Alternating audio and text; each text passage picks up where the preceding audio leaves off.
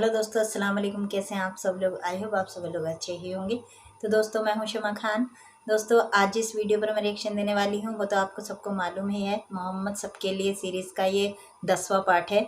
और दोस्तों, 9 पार्ट मैं बना चुकी हूं, आप मेरे चैनल पर जाकर देख सकते हैं। तो आगे क्या होगा और अब्दुल रशीद साहब क्या बयान करेंगे वो तो वीडियो देखने के बाद ही पता चलेगा। दोस्तों, वैसे बहुत मज़ा आ रहा है, ये वीडियो बहुत ही अच्छी है और प्लीज़ इसको शेयर ज़रूर करें। और दोस्तों, अगर आप इनके चैनल को सब्सक्राइब करना चाहें तो सब्सक्राइब कर दीजिएगा। दोस्तों, साथ में मेरे चैनल को भी सब्सक्राइब कर दीजिएगा। दोस्तों, इनके चैनल का नाम है मिफ्ताही चैनल और इनके वीडियो का लिंक मैं आपको डिस्क्रिप्शन में दे दूँगी, आप वहाँ जाकर भी देख सकते हैं वीडियो। तो दोस्तों, चलिए देर ना करते हुए वीडियो को शुरू करते हैं। लेकिन वीडियो शुरू करने से पहले अगर आप मेरे चैनल पर नए हैं तो प्लीज़ सब्सक्राइब कर दीजिएगा और लाइक कर दीजिएगा अगर वीडियो पसंद आए।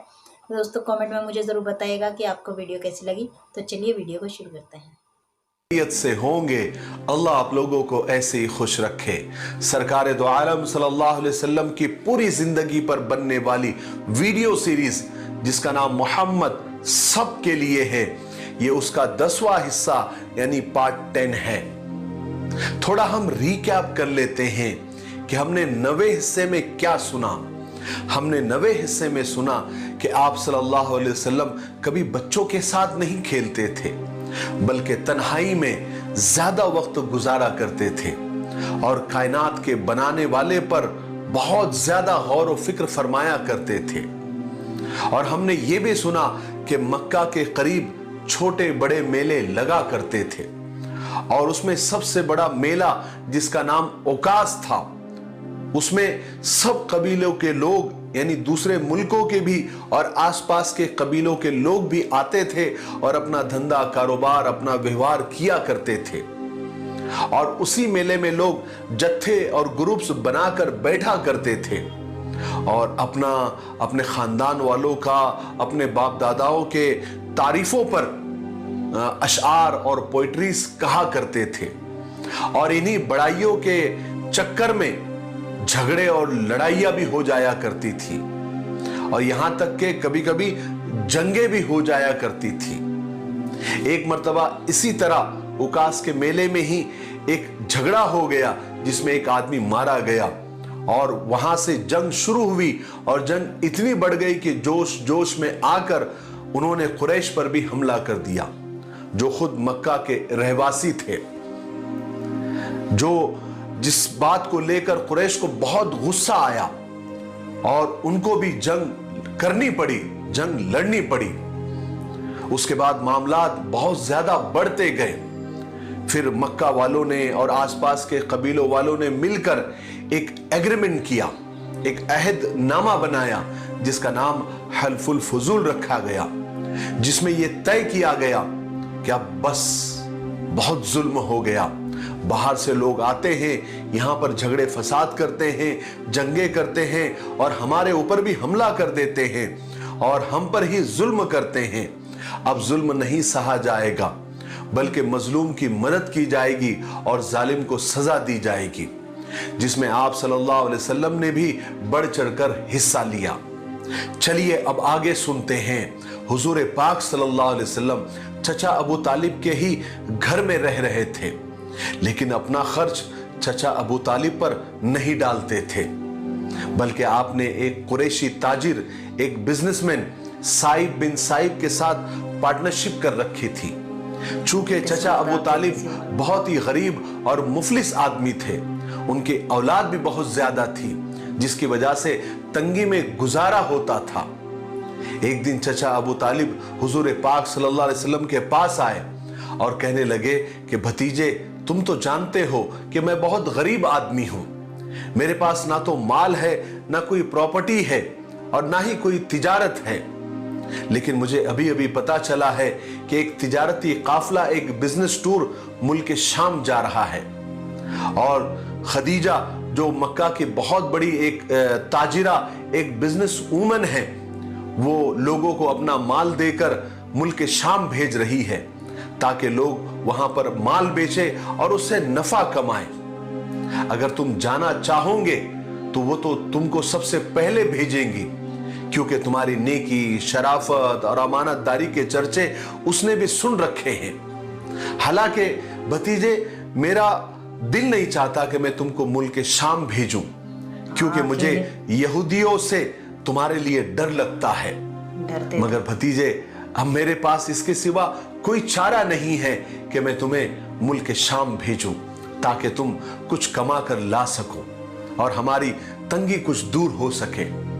हुजूर पाक सल्लल्लाहु अलैहि वसल्लम चचा की इस ख्वाहिश पर राजी हो गए थे, मगर यह कहा कि अगर वो मुझे बुलाए तो मैं जरूर जाऊंगा।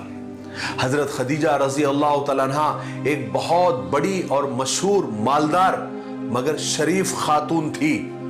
वो बेवा थी।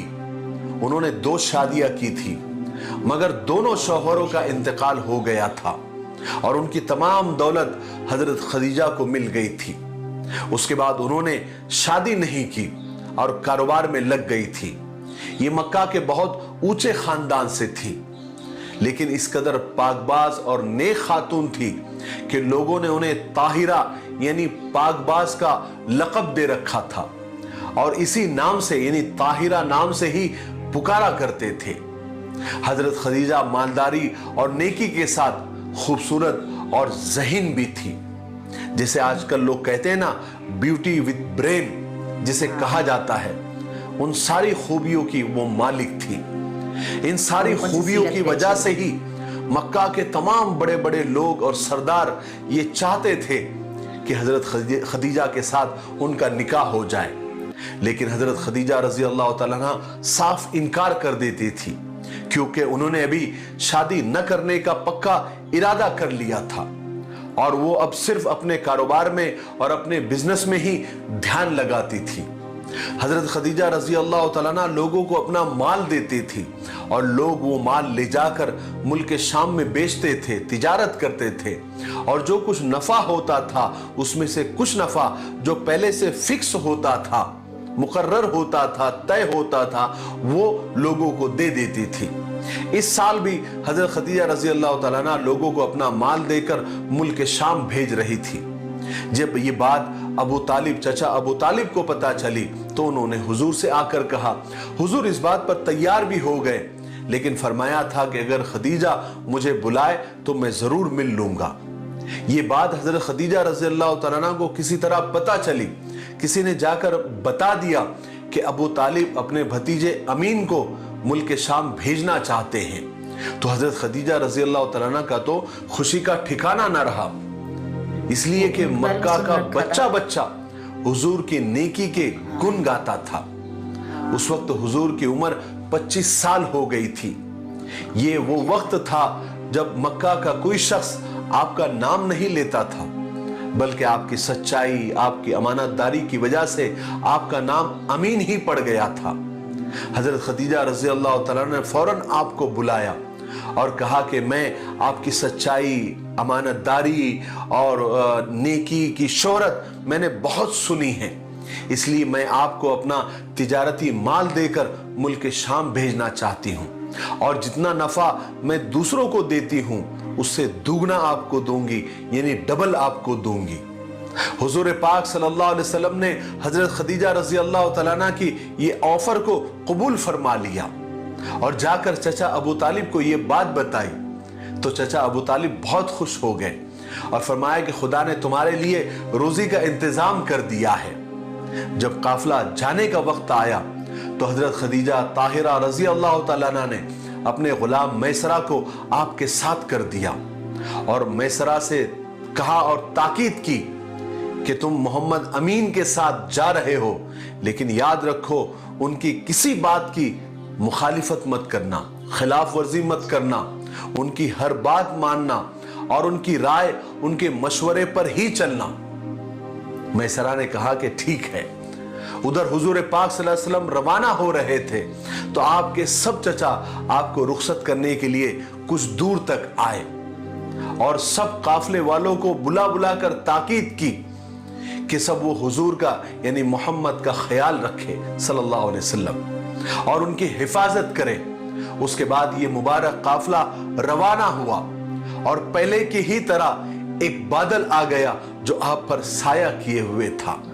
ताकि आपको धूप की सख्ती न लगे और आप धूप की सख्ती से महफूज रहे, सेफ रहे।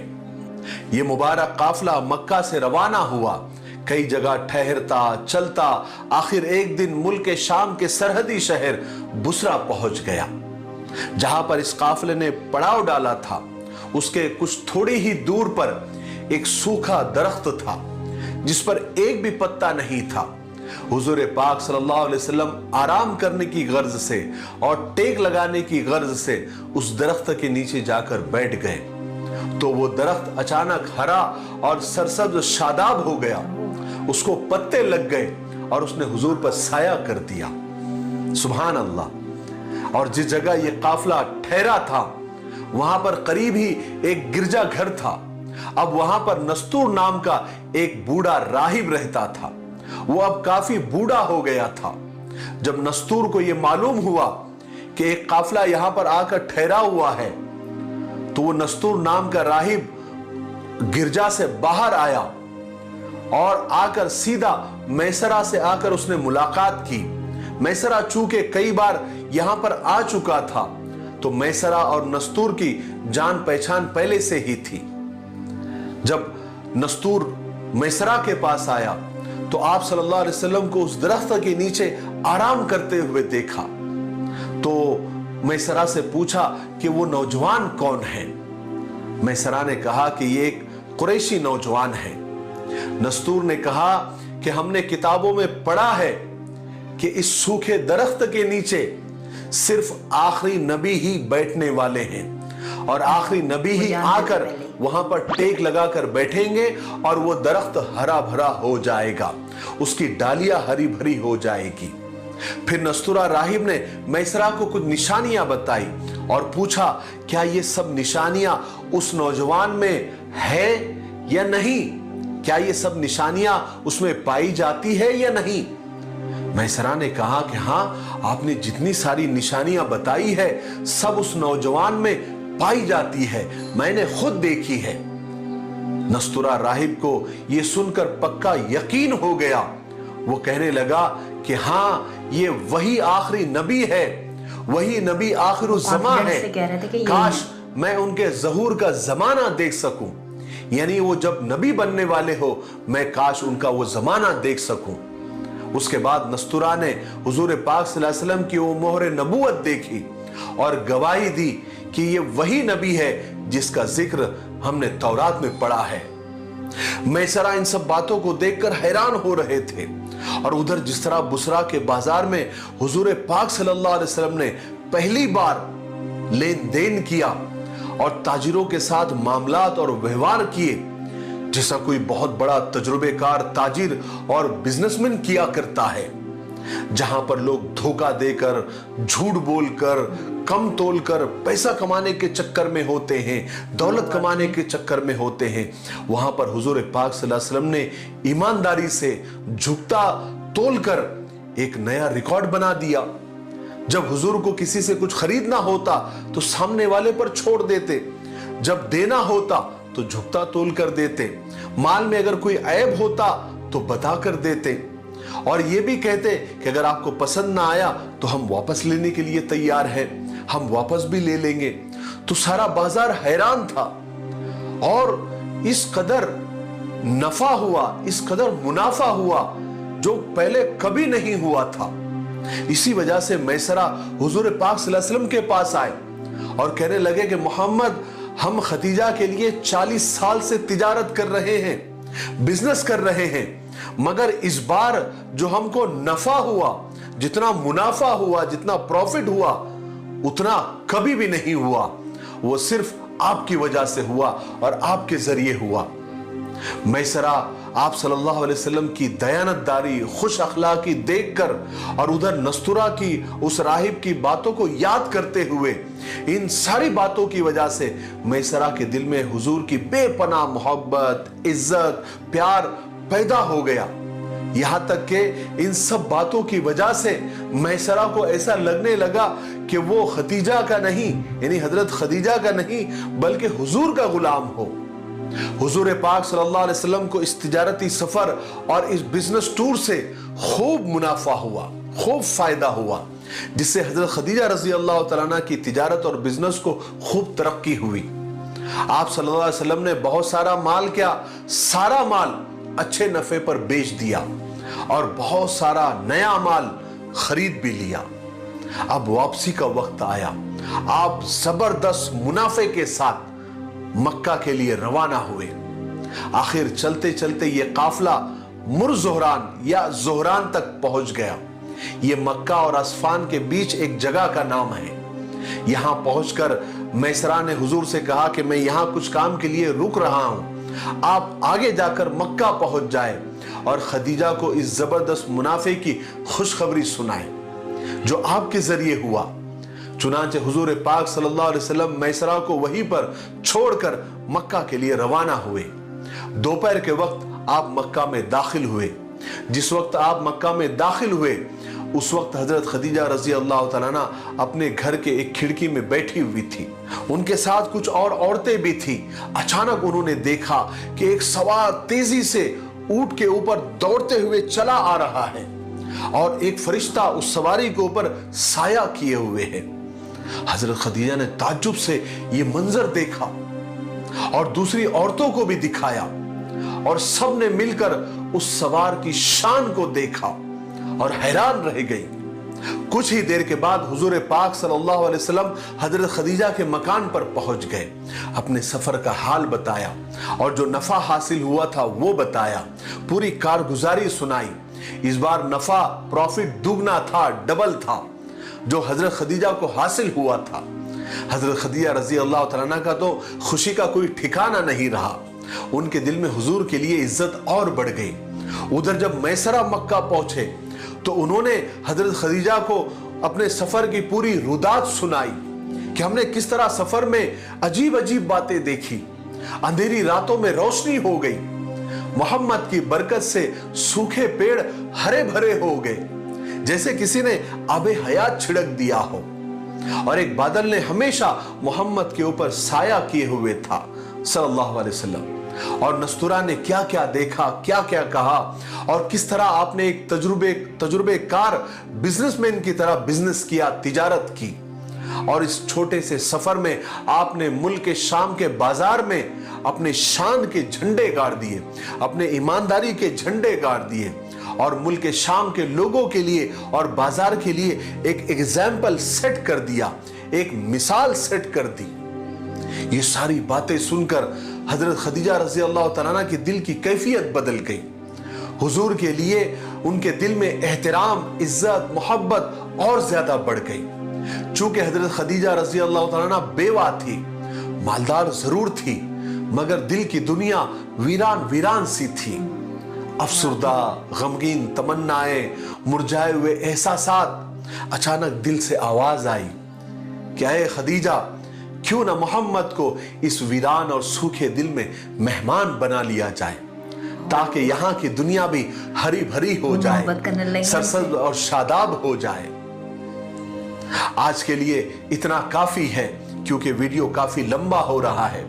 आगे क्या हुआ, किस तरह हजरत खदीजा रजी अल्लाह तआला अन्हा ने निकाह का पैगाम दिया और किस तरह निकाह हुआ और क्या क्या अजीब बातें हुई और क्या क्या अल्लाह तबारक व तआला की तरफ से बरकतें नाजिल हुई, ये हम 11वें हिस्से में सुनेंगे। तब तक मेरे लिए, पूरी उम्मत के लिए, पूरी इंसानियत के लिए खैर और भलाई की दुआ करते रहे। अस्सलामु अलैकुम व रहमतुल्लाहि व बरकातुहू। दोस्तों बहुत ही अच्छी वीडियो थी और मुझे बहुत मज़ा आया सुनकर। आई होप आपको भी बहुत मज़ा आया होगा सुनकर। दोस्तों कहते हैं ना, जैसे हम बचपन में कहानियाँ सुना करते थे और बहुत मज़ा आता था और बहुत ध्यान से सुनते थे, तो ये तो वैसे भी मोहम्मद सल्लल्लाहु अलैहि वसल्लम की पूरी ज़िंदगी का वाक़या है। वैसे जो एक बात होती है ना, कहते हैं ना कि अखलाक जो होते हैं वो मेन है। वो ये बात मुझे मौलाना तारिक जमील साहब की वीडियो में भी मुझे बहुत पसंद आती है, क्योंकि वो हमेशा अखलाक के बारे में ही बताते हैं और मेन यही है जो हमारे हुजूर पाक के अखलाक थे वो हम मतलब कहते हैं ना, हम उनकी ज्योति के बराबर भी नहीं है हमारे अंदर वो अखलाक जो हमारे हुजूर पाक के अखलाक थे। उनकी तरह अगर हम थोड़ा बहुत भी बनने की कोशिश करें ना तो बहुत बड़ी बात हो जाती है। तो दोस्तों हमें भी थोड़ा सा हुजूर पाक की तरह बनने की कोशिश करनी चाहिए। मतलब अखलाक अपने अच्छे करने चाहिए, अपनी सीरत अच्छी करनी चाहिए। दोस्तों हुजूर पाक तो ज़ाहिर सी बात है, हर कोई जो भी उन्हें देखता था और जो भी उनसे कोई बात करता था तो वो फ़िदा हो जाता था, क्योंकि वो इस तरीके से बात किया करते थे कि हर कोई मतलब कहते हैं ना, फूल झड़ते होंगे उनके मुँह से जब वो बोलते होंगे। तो इसीलिए हज़रत खदीजा भी उनके ऊपर फ़िदा हो गई। उनसे कहते हैं ना, एक औरत का एक सपना होता है कि उसकी ज़िंदगी में एक ऐसा आदमी हो जो उसके सुख दुख में काम आए। तो मुझे बहुत अच्छी लगी ये वीडियो। आगे देखते हैं 11वें पार्ट में क्या सुनाएंगे, क्या बताएंगे।